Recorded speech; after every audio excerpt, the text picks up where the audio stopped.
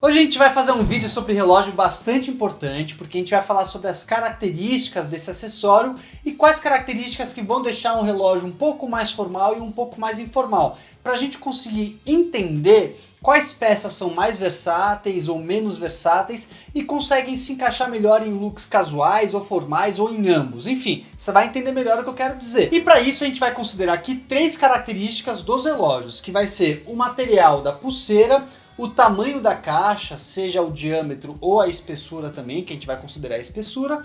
E por fim, a quantidade de detalhes que ele traz no mostrador, se é mais minimalista ou se é um relógio bastante criativo, com bastante informação. Analisando essas três características, quando você colocar um relógio no seu punho, você vai ter bastante condições de avaliar se ele é adequado pro visual que você vai vestir e principalmente para a ocasião que você vai. E olha só, antes de entrar no conteúdo, deixa aqui embaixo nos comentários qual é o tipo de relógio que você curte usar, porque eu tô curioso. É um relógio mais alinhado? É um relógio mais robusto? Eu sei que você vai falar depende da ocasião, mas em linhas gerais, qual é o tipo de relógio que você adora? Vai, me conta que eu tô curioso. Então vamos começar falando sobre o material da pulseira. E aí a gente tem os dois materiais clássicos que eu diria, né, que é o couro e o aço, e outros também como nylon, borracha, silicone e até outros mais difíceis da gente encontrar e utilizar. Então, para organizar didaticamente esse conteúdo, a gente vai utilizar uma linha para destacar nos extremos um alto grau de formalidade ou então uma extrema casualidade. E aí, entre esses dois extremos, a gente tem as variações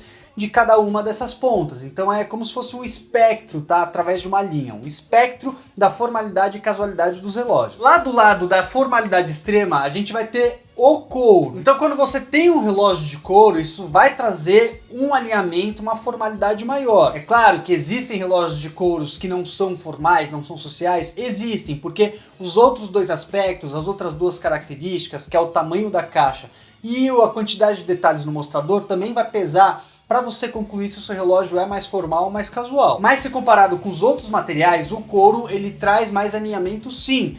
E o aço, seja um aço como esse que eu estou usando, ó, que é um aço entrelaçado, sabe? Aquele de microfilamentos de aço, ou aqueles relógios de aço que vem em peça, né? Que são mais, às vezes acho que são mais tradicionais até do que esse. Eles têm bastante versatilidade. Eles vão conseguir te oferecer uma peça, seja mais formal ou seja bastante casual também, tá? Eu diria até que o aço, então, ele é mais versátil do que os relógios de couro. E aí os outros materiais, seja o nylon, seja a borracha, eles acabam sendo bastante casuais. Então, cara, você não vai conseguir encontrar um relógio social com esses outros materiais. Relógio social é principalmente de couro. E se você tiver um relógio mais minimalista, com poucos detalhes de aço, também dá para combinar um look social. Aliás, se você curtiu essa pulseira aqui, esse relógio que eu estou usando, ele é da Philip London. Se você ainda não conhece a marca, que é uma marca nacional que produz relógios, eu te recomendo muito fortemente para você conhecer, porque eles têm relógios incríveis, tá? Esse daqui é o Shelby, que traz uma proposta bem minimalista, que eu adoro, eu acho que é o meu relógio preferido da Philip London, mas eles também têm outros modelos com características bastante diversificadas. Então, seja você o amante de um relógio mais discreto, ou de um relógio mais chamativo, com bastante informação, cronógrafos, etc e tal, você vai conseguir encontrar a peça que você está procurando e que você vai curtir muito lá na Philip London. Entra lá, usa o nosso cupom Moda Masculina para ganhar 15% de desconto na sua compra, que é um belo de desconto, e vai explorar as possibilidades de relógios que eles oferecem. A segunda característica que eu quero falar é o tamanho da caixa. E quando a gente fala do tamanho, a gente pode considerar tanto o tamanho do diâmetro quanto a espessura. São duas informações importantes.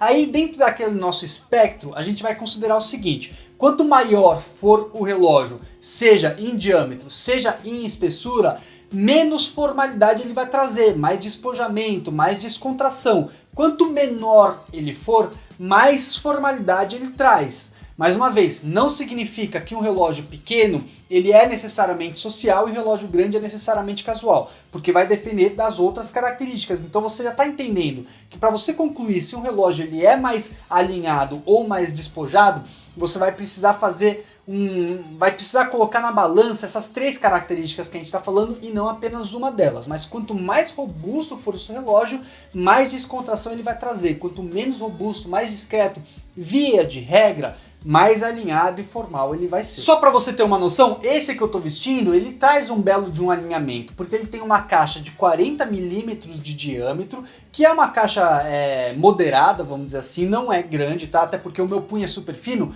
e ela fica super ajustada no meu punho. Então é uma caixa pequena até, eu diria. E de espessura, se eu não me engano, ele tem 9 milímetros, alguma coisa assim, eu tô colocando os dados certos para você. E também não é um relógio alto, tá? Você vê que vendo assim, ele não fica alto, então ele vai trazer essa proposta mais minimalista e alinhada para o seu visual. E aí, por fim, a gente vai falar sobre os detalhes do mostrador, porque você pode pegar um relógio como esse Shelby, que é bem minimalista, não tem muitas informações no mostrador, é discreto nesse aspecto, e você pode pegar outros que chamam muita atenção, como por exemplo, o próprio Cyberpunk da Philippe Lono, que tem um mostrador de 3 camadas, tem um monte de informação ali, é super criativo. E claro que entre esses dois extremos você também tem outros, você pode até ter um relógio que traz um cronógrafo, como por exemplo também tem modelos da Philippe Lono que traz cronógrafo, só que ainda assim traz uma proposta minimalista porque não chama tanta atenção, apesar do cronógrafo, as outras informações que tem no mostrador